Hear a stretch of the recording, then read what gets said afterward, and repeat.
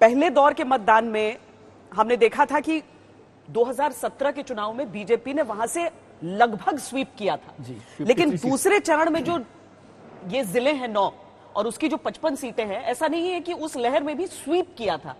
38 सीटें थी, समाजवादी पार्टी को भी अपना हिस्सा मिला था और कांग्रेस का जो थोड़ी बहुत उसने अपनी उपस्थिति दर्ज की थी, उसकी 2 सीटें यहां से आई थी। तो इस दौर में किसके पास गंवाने के लिए कितना, हासिल करने के लिए कितना?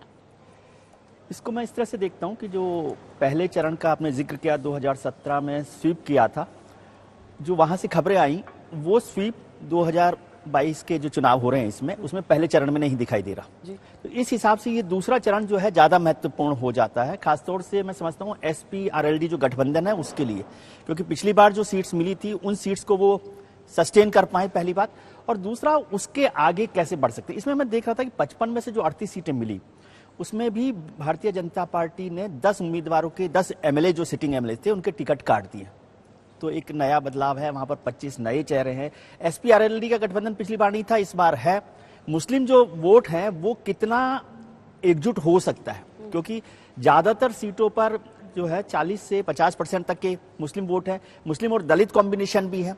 2 जिले ऐसे हैं जिसमें यादव वोट भी है, तो वो एसपी आरएलडी को सबसे ज्यादा बेहतर करना है। 2017 के साथ आप 2019 को भी देखें तो भारतीय जनता पार्टी के लिए झटका है। 38 सीट्स पर भारतीय जनता पार्टी ने जीत हासिल की थी 2017 में, लेकिन जब 2019 में नरेंद्र मोदी की लहर है तो लोकसभा जो चुनाव है उसमें विधानसभा सीटों में उसे 27 सीटों पर ही बढ़त मिली है, मतलब 11 सीटों पर वो उसी समय हार गई है या पीछे रही है। तो वो एक बड़ा मुश्किल काम है, और किस तरह से इस सारी चीज को वो कम्युनिकेट कर सकती है, जो बार बार मुख्यमंत्री जी 80-20 का नारा दे रहे हैं, या मुस्लिम बाहुल्य जो वोट है पिछली बार में जो, और इस बार में एक बड़ा बदलाव है कि पिछली बार मुस्लिम बहुल सीटों पर भारतीय जनता पार्टी ने जीत बड़े पैमाने पर हासिल की। इसका मतलब वो वोट कंसोलिडेट हुआ, कम्युनलाइज हुआ, वो सब, लेकिन इस बार वो नहीं दिख रहा। लेकिन एक जैसे जिला है, आपने मुरादाबाद का जिक्र भी किया था, मुरादाबाद की 6 सीटें हैं और 6 सीटों पर सभी पार्टी के मुस्लिम उम्मीदवार हैं।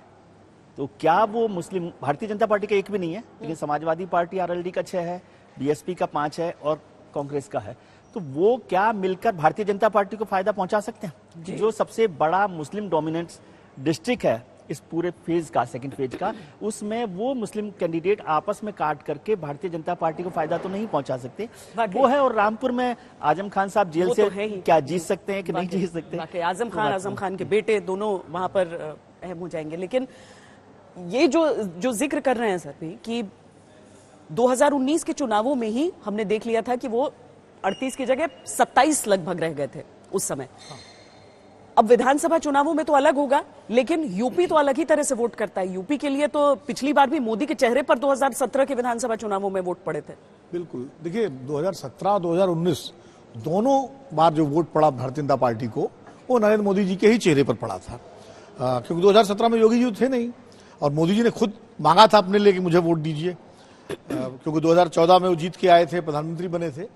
जैसा विजय जी ने कहा कि इस बार थोड़ा सा माहौल बदला हुआ है, मुद्दे भी बदले हुए। पिछली बार जो मुद्दे थे वो एंटी इनकम्बेंसी जो थी वो समाजवादी पार्टी के खिलाफ थी और कुछ बीएसपी के खिलाफ भी थी, क्योंकि 14 साल में लगातार जो है इन्हीं दोनों की सरकारें बनी थी उत्तर प्रदेश में।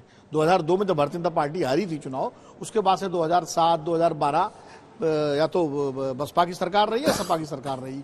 तो कुल मिला के जो एंटी इनकम्बेंसी थी वो इन्हीं दोनों के खिलाफ थी, और भारतीय जनता पार्टी एक फ्रेश उसके साथ गई थी, एक 14 साल का वनवास भोगने के बाद गई थी कि भाई हमको मौका दीजिए। तो कई फैक्टर्स हैं जो उसके पक्ष में थे, मोदी जी की लहर, उनकी लोकप्रियता, 2014 के चुनाव, लोकसभा चुनाव का प्रभाव, प्रो इनकम्बेंसी, एंटी इनकम्बेंसी उनके खिलाफ थी, और बहुत सारे सपने, बहुत सारे वादे भाजपा ने किए थे और जिनको लेकर के लोगों ने एकजुट होकर वोट दिया था। और जो सामाजिक समीकरण था, जिसको हम जातीय समीकरण कहते हैं, वो भी भाजपा के पक्ष में एकजुट हो गया था। बसपा अलग लड़ रही थी, सपा अलग लड़ रही थी, सपा और कांग्रेस का गठबंधन था, और सपा और कांग्रेस के गठबंधन का एक सबसे बड़ा नुकसान दोनों को ये हुआ कि जहां समाजवादी पार्टी का कैंडिडेट था वहां कांग्रेस का वोट बीजेपी के साथ चला गया, और जहां कांग्रेस का कैंडिडेट था वहां सपा का वोट भी बीजेपी के साथ काफी हद तक गया।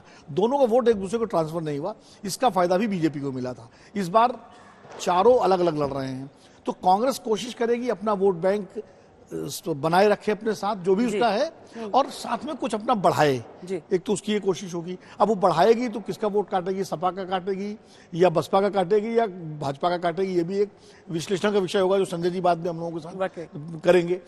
इसी तरह आरएलडी और सपा का जो गठबंधन हुआ है, तो चूंकि जाट, यादव और त्यागी और मुस्लिम, ये सब मिला के इस बेल्ट बिजनौर में नहीं, और मुस्लिम जाट, यहाँ की वो सीटें हैं जहां पर बीएसपी भी बहुत खुलकर लड़ाई लड़ रही है, बहुत बीएसपी खुलकर का मैदान शुरू हुआ। में। बीएसपी की बिल्कुल। जीत का सिलसिला जो है जब बिजनौर बिजनौर की से ही शुरू बेटी हुआ।